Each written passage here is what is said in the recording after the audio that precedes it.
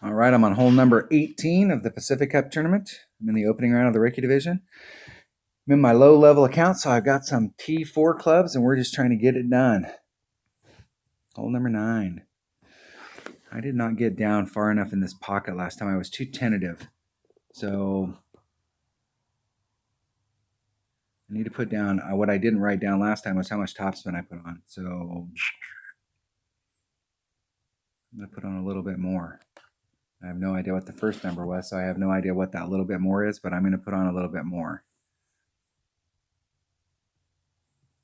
I'm going to take this bag right here, but I'm going to switch this out for Horizon.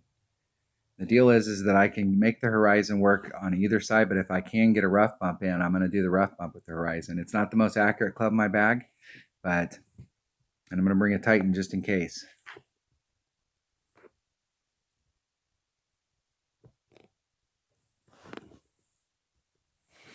All right, here we go.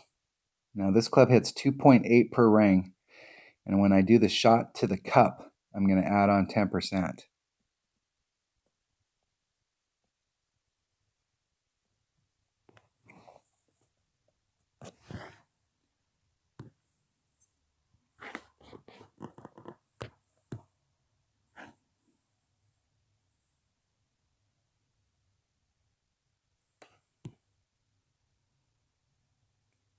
All right, so I got that terminating almost in the rough out there. So 3-4, about 3.5 rings.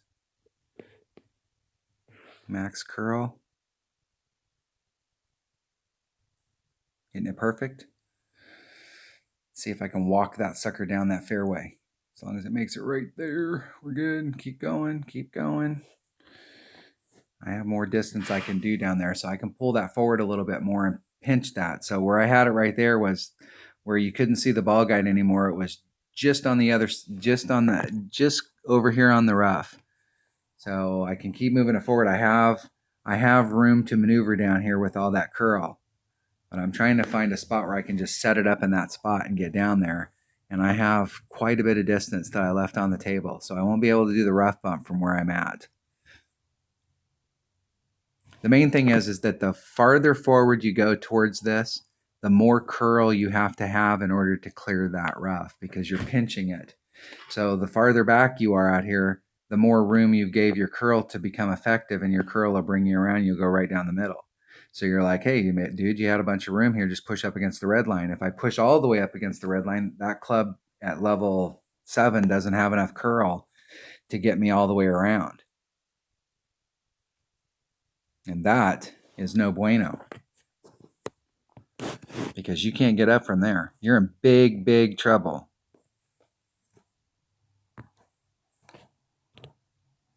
Yeah, I'm way short.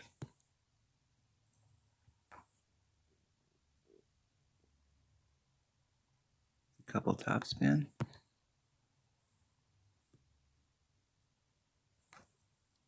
Okay, it's 2.8 per ring, so there's 2.8. Half of 2.8 is 1.4, so there's 3.42. And I'm going to come in just a little bit from that. And I'll put just a little teeny bit of curl on it just to make up the difference. Because I hit it great to the right, and I may be in trouble. I am in trouble. I'm in big, big trouble. Big.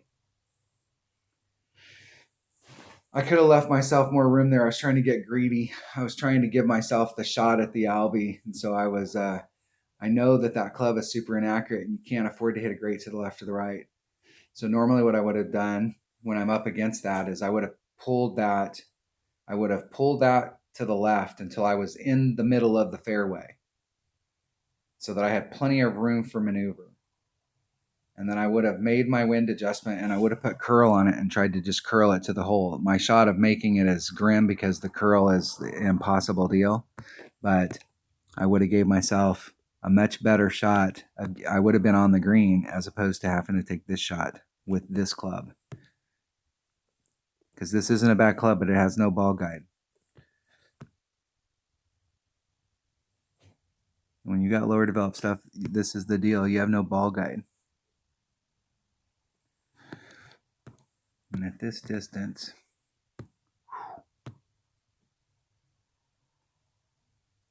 make a very slight adjustment.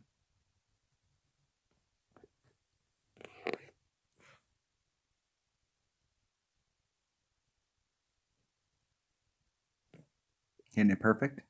I'll see if that slight adjustment was right. Woo! Can't believe I recovered from that with that club. Jeez, that's not a shot I want to have to take more than once in a round or once in a tournament.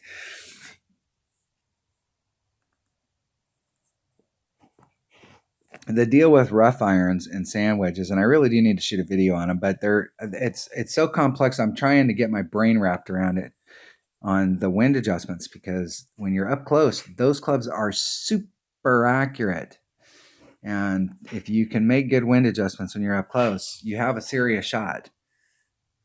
There's a lot more in betweens. It's not like most clubs where there's a max, a mid, and a min. There's a max, there's a 3/4, there's a 5/8, there's a half, there's a 3/8, there's a quarter, there's less than a quarter.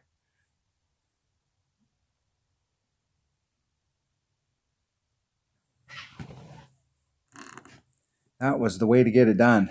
Scrambling on the last hole. The last hole tried to trick me. I made an epic error, and I will tell you that shot setup, and let me go look at that hole, because I will tell you right now that was very poor shot setup on my part. And really, if there's nothing else that I can help you guys with, top of the bracket, 29, 29, and 30. Let's check out our opponents here. Nicely done. Played a few games, won some tournaments, won in right off the bat. Couple million, so they've been working on their T5 and 6 clubs. Excellent. Let's check out the Wolverine. Starting their thing, that's a brand new account, and they've gone up. They're going up as fast as they can to try and get to Tour 7. And then we have my whopping, played 1,166 games. Almost all of them have been in tournaments. We use this strictly for tournament practicing. So you can tell I haven't won that much because I don't play this account very much at 264 million. And with just that few amount of stuff won, having pretty decent clubs. Let me go back to that hole real quick, because I do want to show you what I did wrong on that, because like, if there's nothing else I can teach you other than this. So I was pinched up, the wind's going, the red line, my red line was here. Hold on, get my pen to work. My red line was like this. The wind is going in this direction. So what happened was I was pinched right up at that transitional part, right where the red line intersected the rough. I had moved it over to that spot, and I barely had, because that spot gave me a straight in line to the green. What I should have did was moved it out here to the left, towards the center of the fairway, to the point where I had 2 rings of separation between the center of my ball guide and this rough. Then take the wind out. You'll have to put curl in it in order to bring it around, because your ball guide's going to be going out in this direction. You'll have to put a little bit of curl on there, and that's the sacrifice that you made. Because when you're not in the right spot to shoot the shot that you want, and what I really wanted to do was try and do the rough bump, when you're not in the right spot and your secondary spot doesn't work, don't make a bad situation already worse. And that's exactly what I did, as I made a bad situation worse by pressing the issue and trying to get greedy. What I should have did was just said, okay, hey, just get your eagle and move on. And I should have moved out here to the center of the fairway where I had plenty of room, take out my 4-5 wind, put a little bit of curl on it, cross my fingers, and hope that I get it right. 99.9% of the time, I'm going to end up off the cup.